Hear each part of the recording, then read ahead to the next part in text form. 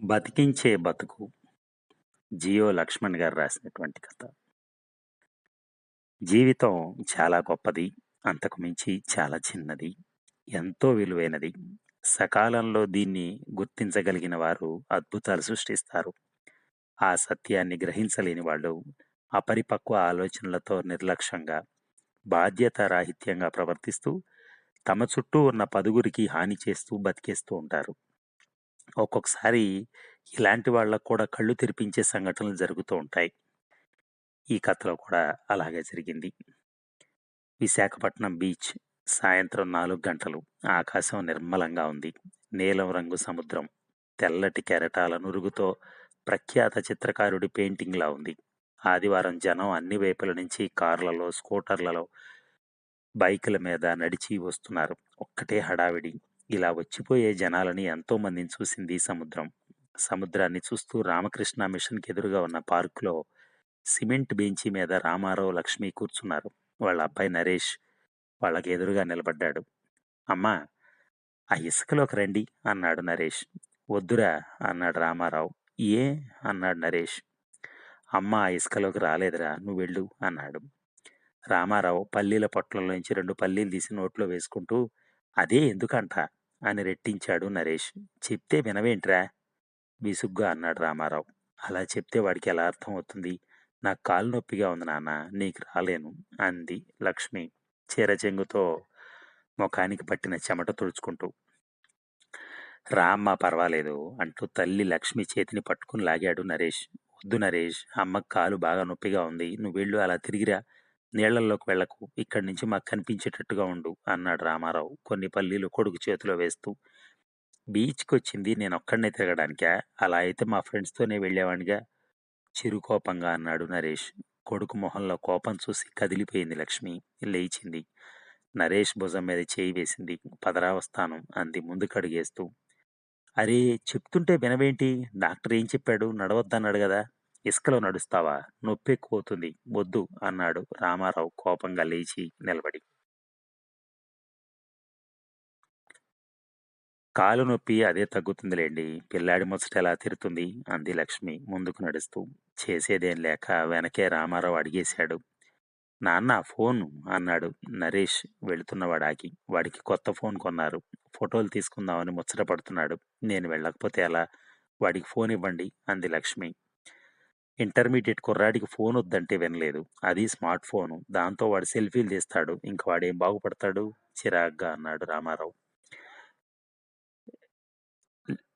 లేనిపోని మాటలవి మాట్లాడకండి. మనం నెమ్మదిగా నడుద్దాం. వాడు ముందుకెళ్ళి ఫోటోలు తీసుకుంటాడు. సరేనా అంది లక్ష్మి ఇసుకలోకి దిగుతూ. ముగ్గురు ఇసుకలో నడక ప్రారంభించారు. ఫోన్ ఇవ్వు నాన్నా మళ్ళీ అడిగాడు నరేష్. లోపల బ్యాగులో పెట్టి దాచేస్తే వాడు ఫోన్ ఎలా వాడుకుంటాడు? ఇవ్వండి కసిరినట్టు చెప్పింది లక్ష్మి. దెబ్బకు రామారావు గబగబా జిప్పు తీసి బ్యాగులోంచి కొడుకు చేతికి ఫోన్ అందించాడు. థ్యాంక్యూ నాన్న, థ్యాంక్యూ అమ్మా అంటూ ఆ ఫోన్ ఎంతో మురిపంగా అటు ఇటు తిప్పి చూస్తూ ముందుకు పరుగు తీశాడు నరేష్. చూసావా, ఫోన్ వాడి చేతిలో పడగానే ఆ పరుగులు! ఈ కాలం కుర్రాళ్ళు అంటూ నసిగాడు రామారావు. సర్లేండి, వాడు పరిగెత్తకపోతే మీరు పరిగెడతారా? పదండి మనం నెమ్మదిగా నడుద్దాం అంటూ లక్ష్మి అడుగులు అడుగేసుకుంటూ అక్కడక్కడ నొప్పికి ఇబ్బంది పడుతూ కొడుకు వెళ్తున్న వైపు చూస్తూ నడుస్తోంది. ఆమె చాలా సంతోషపడింది. నరేష్ సముద్రాన్ని, సూర్యుడిని ఫోటోలు తీశాడు. 1, 2 సెల్ఫీలు కూడా తీసుకున్నాడు. ఫోటోలు బాగా వచ్చాయి. మంచి ఫోనే అనుకున్నాడు. పరిగెత్తుకొచ్చాడు. అమ్మా, నాన్న ఇటురండి అంటూ వాళ్ళని తన వైపు నిల్చోబెట్టి వెనక సముద్రం ఉండేటట్టుగా ఒక చక్కని సెల్ఫీ తీసి తల్లికి చూపించాడు. చాలా బావుంది అంది లక్ష్మి. ఎందుకు బాగుండదు? 8,000 చెప్పాడు రామారావు. నరేష్ ఆ మాటలు వినలేదు. తన ఫోను సంబరంలో తానున్నాడు. ఎందుకలా మాటి మాటికి ఫోన్ రేటు చెప్తారు? పిల్లలు వింటే బాధపడతారు అంది లక్ష్మి నెమ్మదిగా. వస్తా అమ్మా, ఆ రాళ్ల మీదకెళ్ళి ఓ సెల్ఫీ తీసుకుని వస్తాను అని పరుగు తీశాడు. కొన్న వస్తువును కొన్నామని చెప్తే తప్పేంటి అన్నాడు రామారావు. అదే మీతో వచ్చిన గొడవ, ఇక ఆపండి అంది లక్ష్మి కోపంగా. టక్కున ఆపేశాడు రామారావు. దృష్టిని రోడ్డు మీద పోలీస్ కానిస్టేబుల్ ఆపిన బైక్ నడుపుతున్న కుర్రాడి మీద పెట్టాడు. కాసేపు వాళ్ళిద్దరి మధ్య చర్చ జరిగింది. ఒక ఒప్పందంకి వచ్చినట్టున్నారు. బైక్ కుర్రాడు తన దారిని తాను వెళ్ళిపోయాడు. రామారావు ఆ దృశ్యాన్ని అలా చూస్తూ ఉండిపోయాడు. అంతలో లక్ష్మి కొంత దూరం ముందుకు వెళ్ళిపోయింది. రామారావు పెద్ద అడుగులేసుకుంటూ ముందుకెళ్ళి భార్యని కలుసుకుని, నరేష్ ఏడి అని అడిగాడు భార్య లక్ష్మిని. అదిగో అటువైపు నీళ్లలో రాళ్లున్నాయి కదా, అక్కడికెళ్ళి ఓ సెల్ఫీ తీసుకుని వస్తానన్నాడు అంది ఇసుకలో కూలబడుతూ. నీళ్లలో రాళ్లను కొడుతూ కెరటాలు, విసుగు విరామం లేకుండా ఆ దృశ్యం బావుంటుంది. ఆ రాళ్ల మీదకెక్కి నిలబడాలని, ఫోజిచ్చి ఫోటో తీసుకోవాలనుకుంటారు ఎవరైనా. నరేష్ అక్కడికెళ్ళాడని లక్ష్మి చెప్పగానే, అయ్యో అటెందుకెళ్ళాడే, ఆ స్థలం మంచిది కాదు, ఆ రాళ్ల చుట్టూ పెద్ద పెద్ద కెరటాలొస్తాయి, 100 అడుగుల లోతైన నూతులున్నాయి, వచ్చే కెరటాలు మనుషుల్ని లాగేస్తాయి, సుడిగుండాల్లా లోపలికి తీసుకెళ్తాయి, అటెందుకెళ్ళాడు అని ఆందోళన పడుతూ ఆ నీళ్లల్లో ఉన్న పెద్ద పెద్ద రాళ్ల వైపు చూశాడు. నరేష్ కనపడలేదు. నీళ్లలో మునిగి తేలుతూ ఒక పాత బోర్డు రంగు వెలిసిపోయి ఉంది. దాని మీద ఎర్ర రంగులో అక్షరాలు కనిపిస్తున్నాయి. ఇక్కడ ఈత కొట్టడం ప్రమాదకరం, అనుమతి లేని ప్రదేశం అని. దాని కింద ఒక పుర్రె బొమ్మ ఉంది. కానీ ఆ బోర్డు అక్కడ ఉంటుందని తెలిసిన వాళ్ళకి తప్ప కొత్త వాళ్ళెవరికీ గమనింపుకు అందటం లేదు. నీటిలోకి పొడుకుపోయి ఉంది ఆ డిస్ప్లే బోర్డు. కానీ చాలా మందికి తెలుసు, ఆ ప్రదేశంలో నీటిలోకి దిగిన వాళ్ళు, రాళ్ల మీదకెక్కిన వాళ్ళు, ఫోటోలు తీసుకున్న వాళ్ళు, సినిమా షూటింగ్లు చేసిన వాళ్ళు గాని కనపడకుండా పోయారు, మునిగిపోయారు, ప్రాణాలు పోగొట్టుకున్నారు, ఒడ్డుకి శవాలై కొట్టుకొచ్చారు. రామారావులో ఆందోళన మొదలైంది. భయపడ్డాడు. అటువైపు చూస్తున్నాడు. ఆ ప్రదేశం వైపే వెళ్ళిన నరేష్ నీళ్లల్లోకి దిగి రాయి మీదకెక్కాడు. మీకన్నీ భయాలే, ఊరుకోండి, కాముగా కూర్చోండి, వాడే వచ్చేస్తాడు అంటూ భర్త రామారావు చేయబట్టుకుని ఇసుకలోకి లాగింది. ఇసుకలో చతికిలబడ్డాడు రామారావు.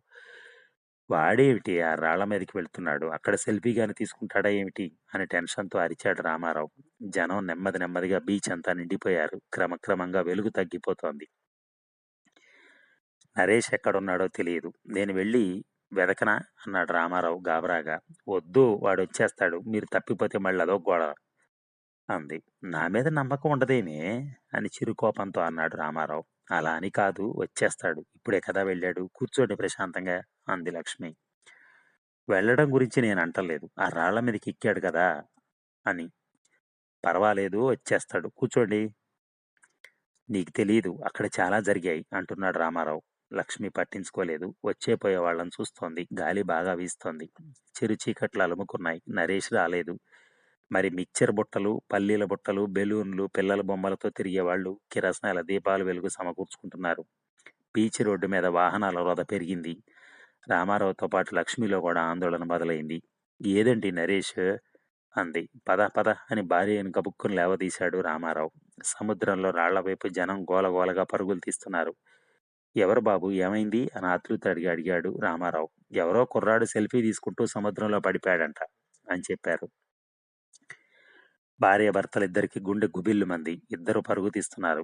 జనం జనం ఒకరిద్దరిని గుద్దుకుంటూ పిచ్చిగా పరుగు తీశారు. జనం గుమిగూడున్నారు. అక్కడికి వెళ్లారు. రాళ్ల పక్కన సముద్రపు నీటిలోంచి ఒక కుర్రాడిని ఎత్తి పట్టుకుని భుజం మీద వేసుకుని తీసుకొస్తున్నారు ఒక పెద్ద మనిషి.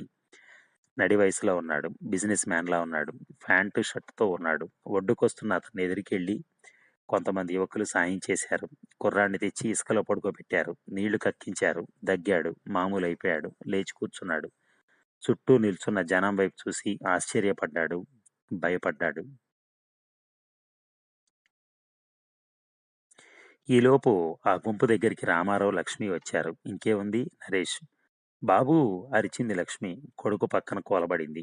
మా అబ్బాయేనండి అంటూ మోకాళ్ళ మీద ఇసుకలో కూర్చుని రామారావు ఓర్ నాయనోయ్ అని అరిచాడు. లక్ష్మి ఏడుస్తోంది. నెత్తి నోరు బాదుకుంది. ఏం పర్వాలేదమ్మా, ఏం కాలేదు. సమయానికి పెద్దాయన చూసి లోపలికి దిగి మీ అబ్బాయిని రక్షించి తీసుకొచ్చారు. నీళ్లల్లో పడి పడగానే బయటికి లాగేశారు. లేకపోతే మీ వాడు ఆ సుడిగుండంలోకి వెళ్ళిపోయేవాడే. ఈ రోజుతో అతడు ఆయుష్ తీరిపోయి ఉండేది అని చూసిన వాళ్ళు చెప్పారు. ఆ ప్రదేశం మంచిది కాదు, వెరీ డేంజర్ అని ఎవరో చెప్పారు. బోర్డు కూడా పెట్టారు కదా అని ఇంకెవరో అన్నారు. అది కనపడి చస్తే కదా అని ఇంకొకడు. సర్లేండి, పిల్లాడు బతికాడు కదా, తీసుకెళ్ళండి అన్నారు అక్కడున్న వాళ్ళు. చాలా థ్యాంక్ యూ సార్ అని రామారావు ఆ పెద్ద ఆయన కాళ్ళ మీద పడుతుంటే, భలేవరే, పదండి నేను దింపుతాను, మీరు ఎక్కడికి వెళ్ళాలి అన్నాడు ఆ బిజినెస్ మ్యాన్. ఇంకా ఇదో శ్రమ మీకు, వద్దు బాబు, మేము వెళ్ళిపోతాం, మా బిడ్డను మాకు దక్కించారు, అదే 10,000 అన్నాడు రామారావు. పర్వాలేదు, మీరు ఎటువైపు వెళ్ళాలో చెప్పండి అన్నాడు. గురుద్వారా జంక్షన్. నేను గాజువాక వెళ్తున్నాను, అక్కడ మిమ్మల్ని దింపేసి వెళ్తాను రండి అంటూ వాళ్ళను తన కారు దగ్గరికి తీసుకెళ్లాడు. ముగ్గురిని కారు ఎక్కించాడు. డ్రైవర్ కారు స్టార్ట్ చేశాడు. కారు బయలుదేరింది. సార్, మీ అంతటి గొప్పవారు ఇంతటి సాహసానికి ఒడిగట్టారు. ఆ ప్రదేశం చాలా ప్రమాదం సార్. అక్కడికి మీరు దిగి ప్రాణాలకు తెగించి మా బిడ్డను రక్షించారు. మీ రుణం తీర్చుకోలేం సార్ అని 2 చేతులెత్తి దండం పెట్టాడు రామారావు. మిమ్మల్ని బలవంతంగా నా కారులో దింపుతానని తీసుకురావడానికి ఒక ముఖ్య కారణం ఉంది. అది మీకు చెబుదామనే తీసుకొస్తున్నాను. ముఖ్యంగా మీ కొడుకు నరేష్ వినాలి అన్నాడు ఆ బిజినెస్ మ్యాన్. చెప్పండి సార్ అన్నాడు రామారావు. లక్ష్మి కూడా ఆయన ఏం చెప్తాడా అని ఆసక్తిగా చూస్తోంది. నరేష్ కూడా ఎలర్ట్ అయ్యాడు. కారు నెమ్మదిగా వెళ్తోంది. 35 సంవత్సరాల క్రితం ఊరి చివర ఉన్న ఇందిరా జూలాజికల్ పార్కులోకి మీలాగే ఇద్దరు భార్యాభర్తలు వాళ్ళ 2 ఏళ్ల పిల్లాడితో పాటు జూ చూడటానికొచ్చారు. ఒకటొకటి చూస్తున్నారు. పక్షులు, పాములు, కోతులు, లేళ్లు, జీబ్రాలు అన్నీ చూసి చివరగా పులులు చూడటానికి వెళ్లారు. పులుల ఎన్‌క్లోజర్ దగ్గర మైమరిచి చూస్తుంటే ఎలా వెళ్లాలో తెలీదు. ఎలా వెళ్ళాడో తెలీదు. కంచె దాటి కంతలోంచి దూరి ఆ 2 ఏళ్ల పిల్లాడు పులుల దగ్గరికి వెళ్ళిపోయాడు. పులికి 5 అడుగుల దూరంలో ఉన్నాడు. పులి పడుకోనుంది. పిల్లాడెక్కడున్నాడు అని చూసుకున్న ఆ భార్యాభర్తలకి తమ పిల్లాడు ఆ పులి దగ్గరగా ఉన్న దృశ్యం చూసి గుండె జల్లుమనిపించింది. ఆందోళన, ఆరాటం, భయం, ఏడుపు, గోల. ప్రతి ఒక్కరూ కేకలు పెడుతున్నారు. భార్యాభర్తలు ఏడుస్తున్నారు. అంతా భయం భయం. ఏం జరుగుతుందోనన్న టెన్షన్. పులికి దగ్గరగా ఆ పిల్లాడు వెళ్ళిపోతున్నాడు. కేకలు పెడితే పులిలో కదలికొచ్చి పిల్లాడిని తినేస్తుందేమోనని అదో భయం. పిల్లాడు బాగా దగ్గరగా పులి వైపు వెళుతున్న సమయంలో ఎక్కడి నుంచి చూశాడో, ఎలా వచ్చాడో ఒక పల్లెటూరి యువకుడైన రైతు ఏదో ఖాళీలోంచి దూరి లోపలికెళ్ళాడు. మెరుపు వేగంతో పిల్లాడిని ఎత్తుకుని తల్లిదండ్రులకు అందించాడు. ఈలోపు సుశిక్షితులైన జూ సిబ్బంది కలగజేసుకుని పులిని బోనులోకి నెట్టారు. ఆ యువకుడు బయటికి రావడానికి సహాయం చేశారు. ఆ పల్లెటూరు యువకుడైన రైతు అప్పుడు కొన్ని మాటలన్నాడు. పల్లెటూరులో బతుకు లేదని నగరానికొచ్చాను. నగరంలో కూడా నాకు నిరాశే మిగిలింది. బతుకు మీద విరక్తితో ఉన్నాను. అనుకోకుండా ఇక్కడికొచ్చాను. ఆ పిల్లాడిని రక్షించిన తర్వాత ఆ పులి నన్నేం చేయకుండా వదిలేసింది. బతకమని చెప్పినట్టుగా. బతుకు మీద ఆశ కలిగింది. రక్షించటంలో ఆనందం మిగిలింది. ఆ బిడ్డ ఆ తల్లిదండ్రుల దగ్గరికి చేరాడు. అది నాకు సంతోషమైంది. బతకాలి. నాకు ఆ పిల్లాడికి ఇది పులిచ్చిన బతుకే అన్నాడు. చిన్న పిల్లాడికి వయసొచ్చిన తర్వాత తల్లిదండ్రులు చెప్పారు. పెద్దవాడైన ఆ పిల్లాడు అది గుర్తుపెట్టుకున్నాడు. జీవితం ఎంతో విలువైందని ఆ కుర్రాడు గ్రహించాడు. విలువలతో బతకాలి. సాటి వాళ్ళకి సాయం చేస్తూ పరోపకారం ఇదం శరీరం అని గ్రహించాడు. అలాగే జీవితం అంతా బతికాడు. నగరంలో చిన్న కుటీర పరిశ్రమగా ఒక వ్యాపారం ప్రారంభించాడు. దానికే క్రమంగా పెద్ద కర్మాగారంగా అభివృద్ధి చేశాడు. 1000 మందికి ఉద్యోగాలిచ్చి బతుకునిచ్చాడు. దానిని ఇంకా విస్తృతం చేసి 10,000 మందికి ఉపాధి కలిగించాడు. ఇప్పటికి కూడా ఇంకా కల్పిస్తూనే ఉన్నాడు. ఆ పల్లెటూరు రైతు రక్షించిన ఆ పిల్లాడి బతుకు సార్థకమైంది. ఆ పిల్లాడెవరో కాదు, నేనే. నా పేరే నారాయణమూర్తి. నారాయణమూర్తి ఇండస్ట్రీస్ నావే అని ఆయన చెప్పేసరికి కారు గురుద్వారా దగ్గరకొచ్చింది. ఇక్కడేనా మీరు దిగాల్సింది అడిగాడు బిజినెస్ మ్యాన్ నారాయణమూర్తి. అవును సార్. డ్రైవర్ కారు ఆపి డోర్ తీశాడు. ముగ్గురు కిందకి దిగారు. రామారావు వస్తాం బాబు అంటూ దండం పెట్టాడు. కళ్ళల్లో నీళ్లు తిప్పుకుంది లక్ష్మి. నరేష్ మౌనంగా కదలబోతుంటే నారాయణమూర్తి పిలిచాడు. విలువైన జీవితం దక్కింది నీకు. ఇది పునర్జన్మ. విలువలతో బతుకు బాబు అని భుజం తట్టాడు. కారు కదిలి వెళ్ళిపోయింది. వెళుతున్న కారు వైపు కృతజ్ఞతాపూర్వకంగా చూస్తూ రామారావు దంపతులు మరొక్కసారి నమస్కారం పెట్టారు. ధన్యవాదాలు. Thank you.